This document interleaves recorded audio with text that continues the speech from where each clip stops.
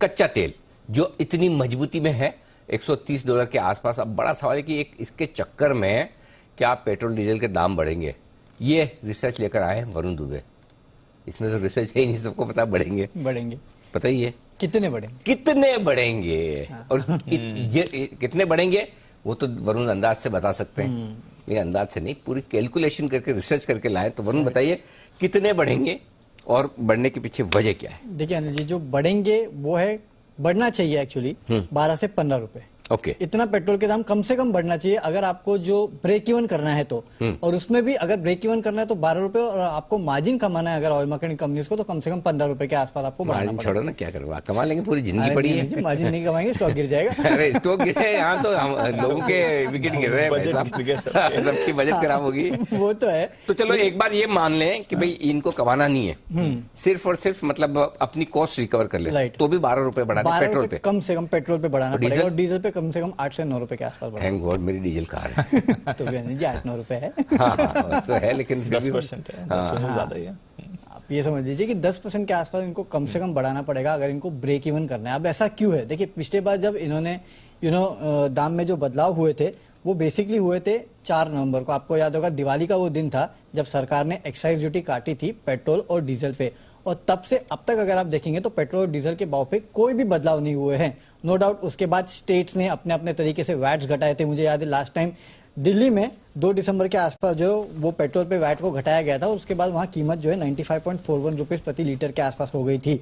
लेकिन एक्चुअली अगर आप देखेंगे तो 4 नवंबर से कोई बड़े बदलाव जो है पेट्रोल के दाम में नहीं हुए। इनफैक्ट तब से अब तक अगर आप देखेंगे तो दिल्ली, मुंबई, कैलकाटा, चेन्नई, अगर आप सब जगह देखेंगे तो पेट्रोल डीजल के दाम जो है वो उन्हीं लेवल पे है जो 4 नवंबर को थे। लेकिन तब अगर आप देखेंगे तो कच्चा तेल करीब करीब $80 के आसपास ट्रेड करता था। वहां से अगर आप देखें तो कच्चा तेल अभी हाई से मुकाबले देखेंगे तो 70% के आसपास की रैली जो है वो कच्चे तेल में आ चुकी है। लेकिन आपको इस पूरे कैलकुलेशन को सिर्फ कच्चे तेल से नहीं देखना चाहिए, बल्कि रुपये के साथ भी देखना चाहिए, क्योंकि हम जो पेमेंट करते हैं वो रुपये टर्म्स में करते हैं जो कच्चा तेल खरीदते हैं। और तब से अब तक अगर आप देखेंगे तो रुपए में करीब 3 से 4% के आसपास की गिरावट आ चुकी है। यानी कि एक्चुअली अगर आप देखेंगे तो जो क्रूड बास्केट है वो नहीं तो नहीं 80 से 90% के आसपास बढ़ चुका है। और इसी के चलते लोग अब मान के चल रहे हैं कि इन कंपनियों को मिनिमम 9 से 10% के आसपास की प्राइस हाइक जो है वो लेनी पड़ेगी अगर ये ब्रेक इवन करना चाहते हैं तो। नो डाउट अगर आप देखेंगे एक्साइज का कुल अभी भी कंट्रीब्यूशन जो है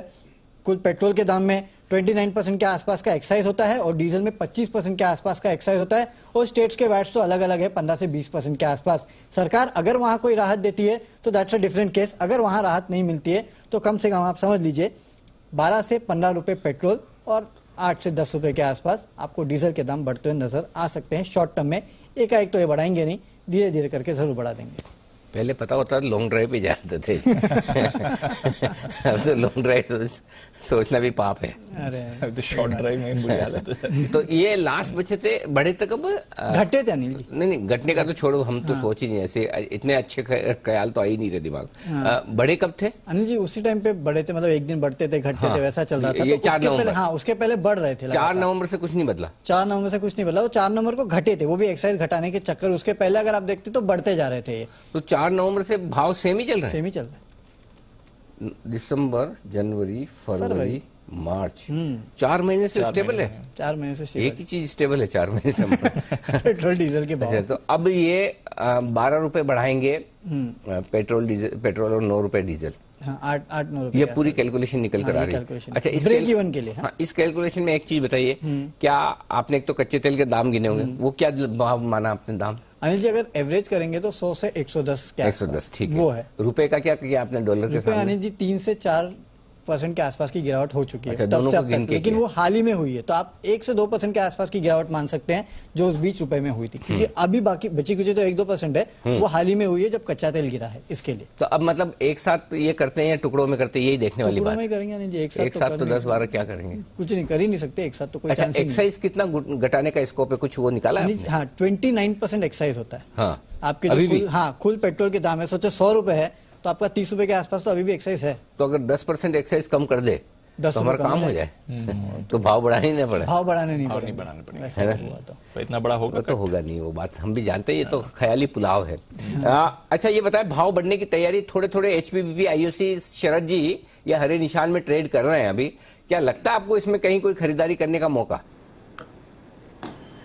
जी, ये स्पेस तो पूरी की पूरी मुझे लगता है 5-6 के मल्टीपल पे अवेलेबल है, तो मुझे ऐसा कोई रिस्क नहीं लगता है। बल्कि रशिया वाले एंगल से मुझे लगता है रिफाइनिंग कंपनीज के लिए एक एडिशनल बेनिफिट आना चाहिए, क्योंकि रशिया तेल के उत्पाद में मेजर पोजीशनिंग रखता है। इस बारे में तो बहुत चर्चा हुई है, लेकिन उनकी रिफाइनिंग में भी बहुत तगड़ी पोजीशनिंग है, क्योंकि पिछली बार जब रिफाइनिंग मार्जिन के इशू आए थे तो रशिया में बहुत सारी रिफाइनिंग कंपनीज बंद हो गई थी। तो मेरे हिसाब से ये एक फॉलो ऑन इफेक्ट आपको तेल से ज्यादा रिफाइनिंग पे दिखेगा लॉन्ग टर्म में, क्योंकि तेल की तो कहीं ना कहीं जो कमी है वो ईरान से जैसे एक्सेलरेट कर दिया यूएस ने अपनी बातचीत को, उससे कवर हो जाएगा, थोड़ा बहुत शेल गैस से कवर हो जाएगा। तो जैसे जैसे ये इनपुट्स आते हैं, मेरे हिसाब से जो सेंटिमेंटल वीकनेस है वो काफी हद तक, सेंटिमेंटल स्ट्रेंथ है ऑयल में, वो काफी हद तक रिवर्स हो जाएगी। प्लस बट रिफाइनिंग में मुझे लगता है अगर यूएस सैंक्शन जितना स्ट्रिक्टली बोल रहे हैं यूएस रशिया पे, और यूरोप भी बोल रहा है, तो ये दोनों सैंक्शंस का इफेक्ट रिफाइनिंग मार्जिन पे काफी पॉजिटिव रहना चाहिए, जो ज्यादातर ओएमसीज को ज्यादा फायदा करेगी और रिलायंस को भी। मार्जिन बढ़ने चाहिए, रिफाइनिंग मार्जिन जो इनके हैं, ग्रॉस रिफाइनिंग मार्जिन, वहां पर आपको थोड़ा सहारा आते हुए दिख सकता है। ओवरऑल नजर रखिए, सस्ते वैल्यूएशंस पर है ओएमसीज। रिलायंस भी आज बढ़िया एक्शन में, अपस्ट्रीम की अगर आप बात करें तो डेज हाई 5.5% ऊपर, तो निफ्टी के मूव में इसका भी एक बड़ा योगदान है।